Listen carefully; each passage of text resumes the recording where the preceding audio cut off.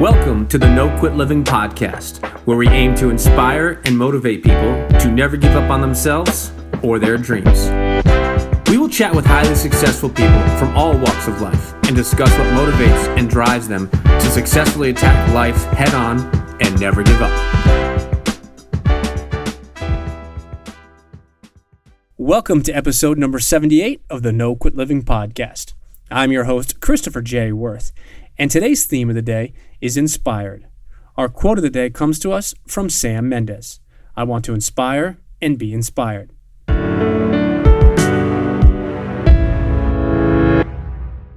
I'm honored to bring you today's episode. Our guest today happens to be one of my favorite authors that definitely delivers. It is such an honor to get to connect with people that I have read or followed over the years and discuss what drives and motivates them. The objective of each of our episodes is to connect with our listeners and inspire them. I believe that today's episode and our guest does just that. It is my honor to introduce Dan Miller.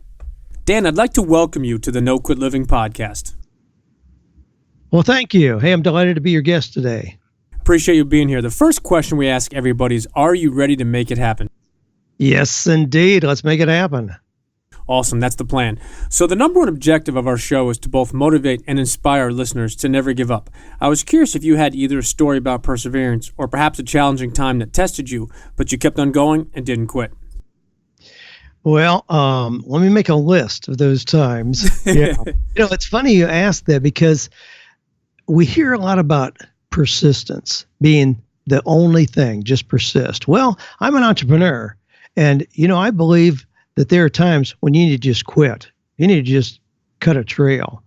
And so I've done that a lot too. I think the old adage, winners never quit, quitters never win is probably not true. I think winners quit often and a lot. Now, that being said, have there been times when I quit too soon? I don't know, but I suspect there may be. But there was one period of time, as it goes back a few years, where I had a really big business disaster, sold a business at auction.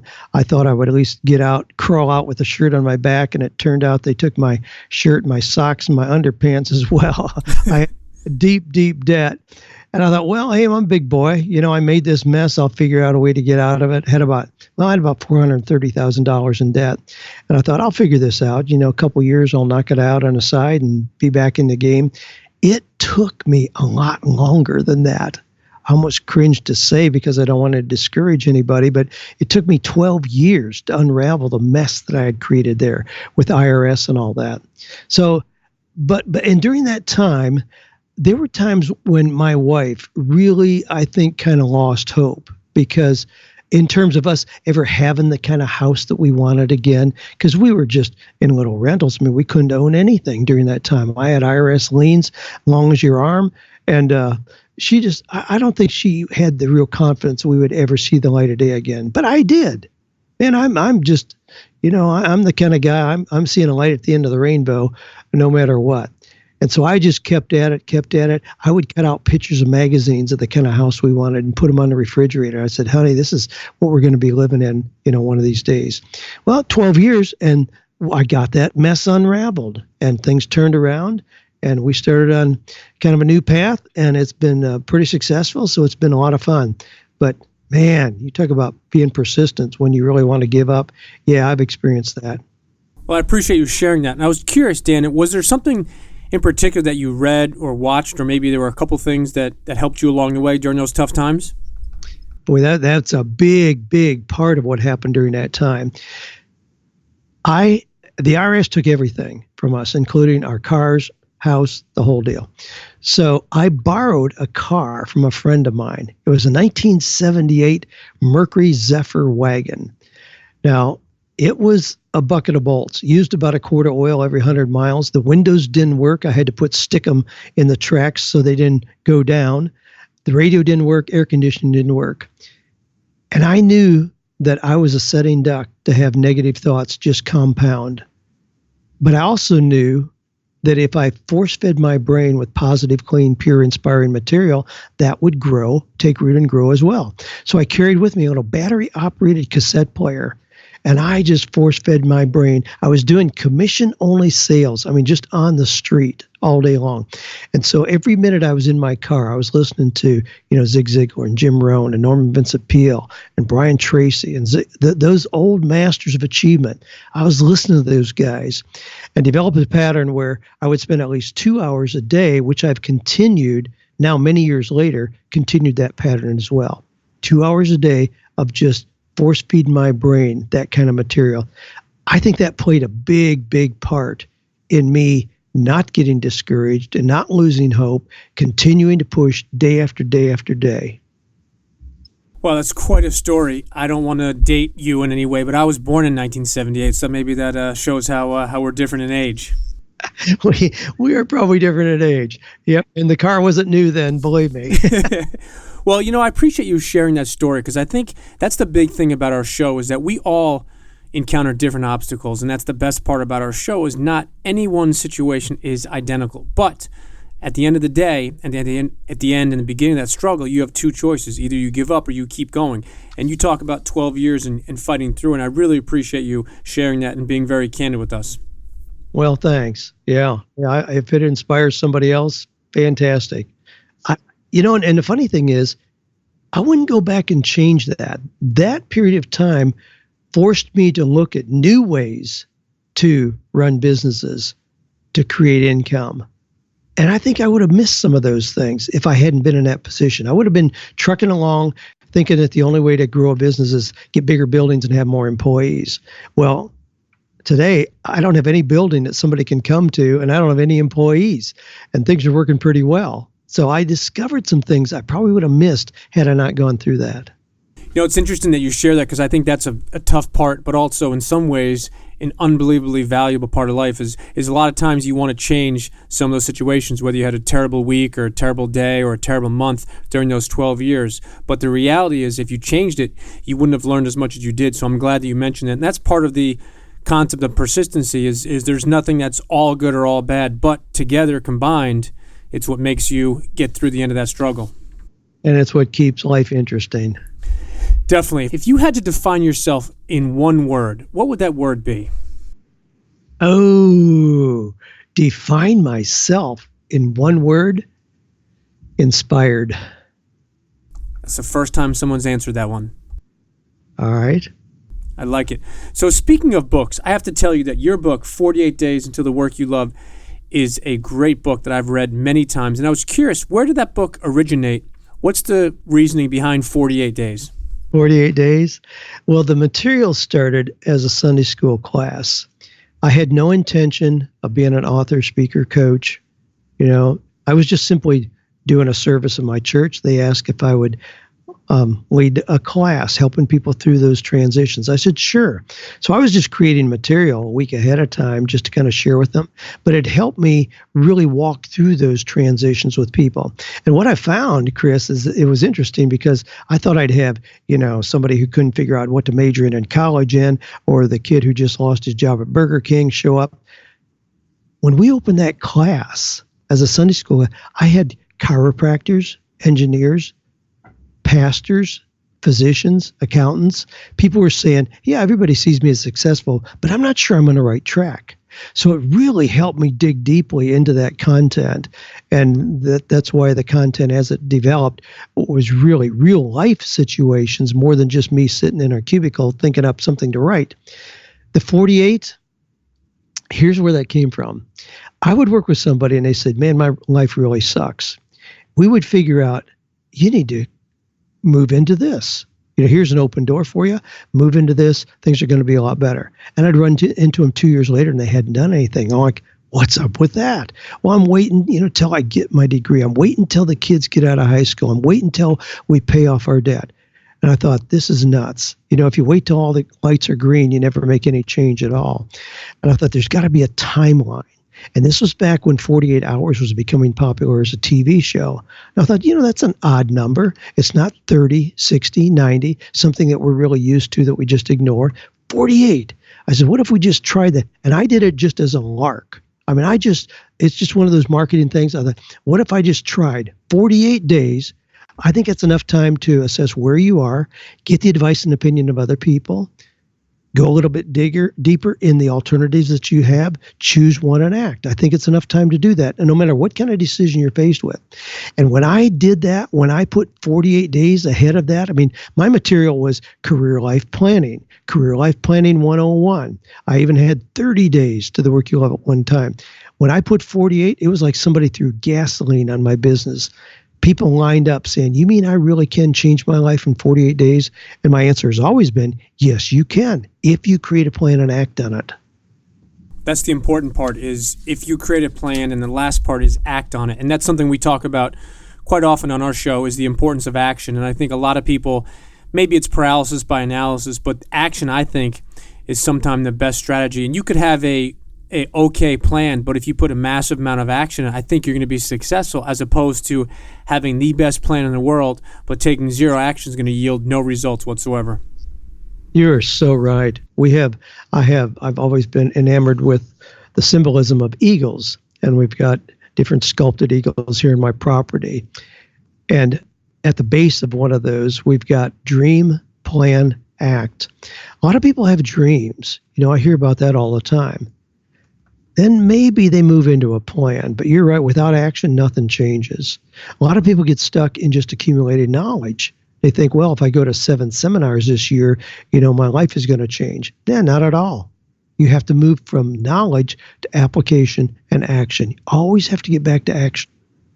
It's interesting that you mentioned that, because one of the things we specialize with No Quit Living, our coaching, training, and speaking business, is the concept of accountability and self-accountability. What we talk about are the 3 A's, which are application, action, and attitude. So I think you're right on in that regard.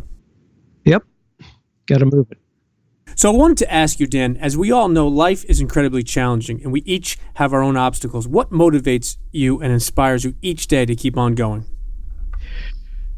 I'm at the point where people would expect me to just kind of slow things down in terms of my daily activities. Recently, my wife and I went to Florida for 2 weeks. I thought I was going to go out of my mind. I mean, I am not ready for a day where the high point of my day is deciding where we're going to go eat lunch. What motivates me every day? Man, I get out of bed. I've got so many ideas. I can't put legs on all of them, but I love reading, assimilating the content, putting it together in ways that bring encouragement and hope to other people. I mean, we're building right now a community, 48 Days Eagles. Man, the questions from people in there who maybe are a little farther behind me in the path, and to have an opportunity to speak into their lives, to share things, to encourage up-and-coming authors, entrepreneurs, people who are building businesses. That inspires me like nothing else. I think it's interesting when people look at the word retirement. It means different things to different people, but I think I've encountered so many people in their 50s and 60s, and even later on, that in today's day and age, their retirement is not that different from their work life, and it's not because of anything other than the fact that they have these ideas or these goals or these dreams. So I think it's very interesting that you touch on that, because I think it's important that the word retirement, depending on how you use it, has a negative connotation to some people, but I think it's just really inspiring today's day and age, because people are living so much longer. People are sharing those ideas. They have business ideas late in life, entrepreneurial concepts, ideas. So I'm glad that you shared that, because I think it's important to look at your specific situation individually and realize that some people may never retire. Hey, I'd like to die sitting right here at the chair that I'm sitting in as we're talking. That would be perfect for me to have where I walk back here across our property, back to the building where I have my office. I'm looking out here, got a little water feature, water running, or birds out there. I see deer and animals, looking at one of the sculpted bronze eagles. Man, take me out right here. I sure don't want to be sitting in some nursing home drooling on myself. Well, I request that you do not die during our recording. That would probably put a negative spin on things. That'd be a unique twist on your podcast. I'm always open for new things, and that you are 100% correct. That would be a unique spin, but not the type of unique that I'm looking for. All right. I think I'm good. So I wanted to ask you, Dan, if you could go back and give the 20-year-old version of yourself one piece of advice, what would that be? Get ready to hang onto your hat. You are in for the ride of your life. I would not go back and tell that young Dan Miller, here's how to avoid all those challenges you had. I don't think it works that way. I think those are necessary parts of getting to where you are now. And so I just tell them, hey, I'm not even going to give you any insight, but boy, get ready. You're ready. You're going to have a ride. I think that's some great advice is hold on to your hat, because it is going to be the ride of your life. Yep. So here's a different question for you. If you could have dinner with anyone, dead or alive, who would it be and why? Wow. If I could have dinner with anyone, dead or alive, who would it be and why? It would be my wife.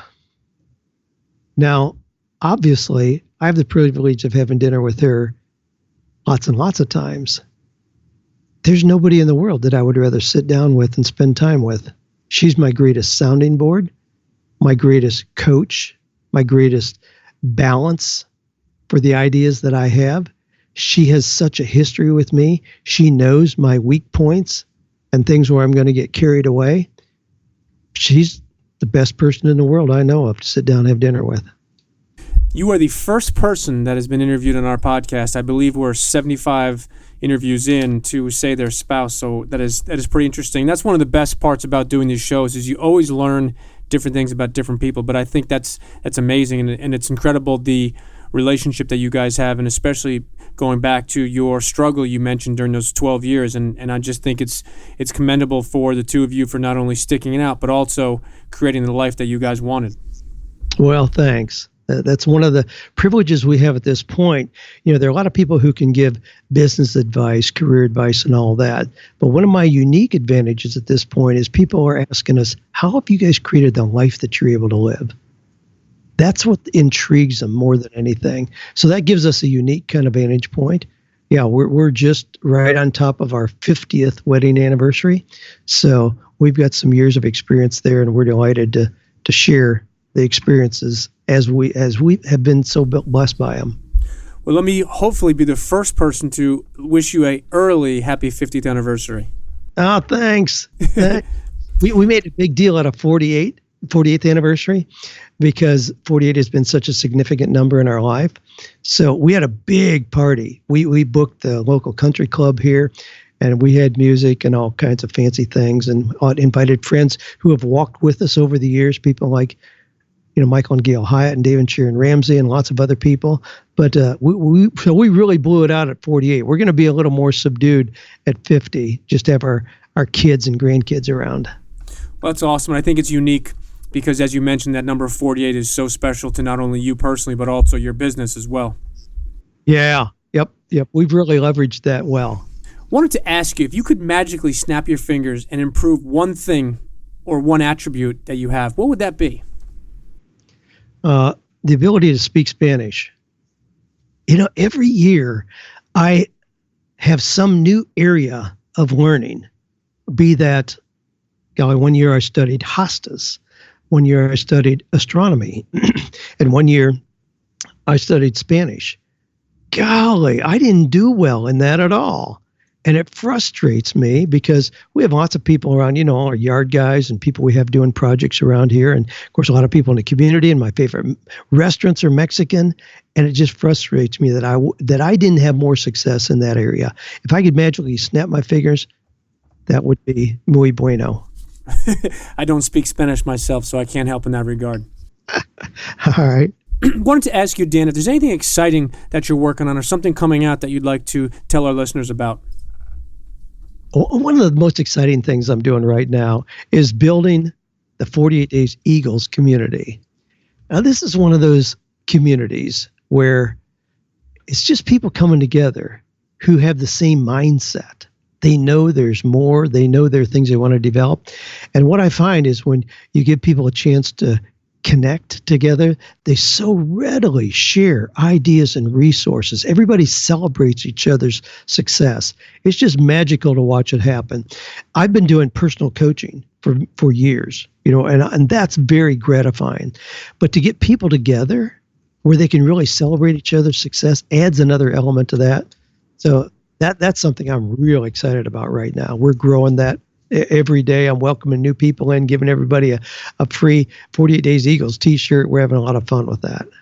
Sounds interesting. And I have to ask you, just because my father happens to be a huge fan of the group The Eagles, are you a fan of the rock group The Eagles?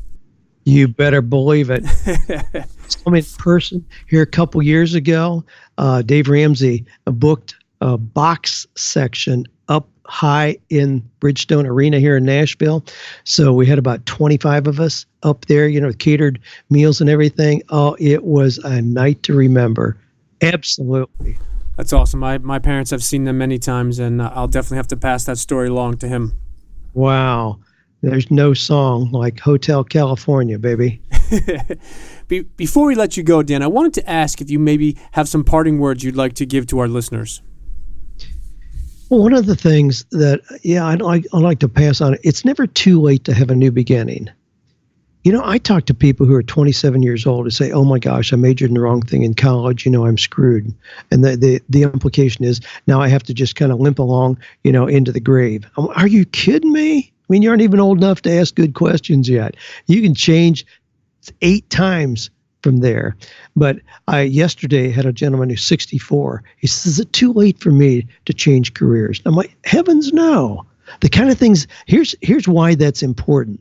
The kind of things that we have today as opportunities, a lot of them didn't exist. Not only 20 years ago, a lot of them didn't exist 2 or 3 years ago. Everybody is having to start over. It doesn't matter if you're 24 or if you're 74. We're all having to reevaluate what we're doing and look at new ways to get in the game. So age really doesn't have any impact on that. One of the things that we're teaching people about is Amazon merch, how you can go on and put designs up. You can get essentially $1 million business. They hand you the keys to it. All you have to do is show up, put up a design, and start making money. I mean, it's astounding. But because that is the kind of business it is, nobody knows if you're 14 or if you're 84. Doesn't matter. But it's never too late to have a new beginning. No matter what it is you're doing, no matter what kind of degrees you've got, letters behind your name, it's never too late to have a new beginning. That's great advice, and I appreciate you sharing that. And last question I wanted to ask you, what's the best way for our listeners to follow or connect with you? 48days.com. You can easily there just let us know that you'd like to, connect with my podcast or get my weekly kind of overview of what's happening in the career and workspace. But then 48dayseagles.com is that new community. That's a real exciting thing. And if people want a low bar entry way to share success with other people and maybe accelerate their success, that's it, 48dayseagles.com. I really appreciate you sharing those with us. Dan, listen, I can't thank you enough for not only your time as well as your insight. I truly enjoyed having you on the show, and I look forward to hopefully speaking with you soon. Well, thanks. I appreciate it. Don't quit.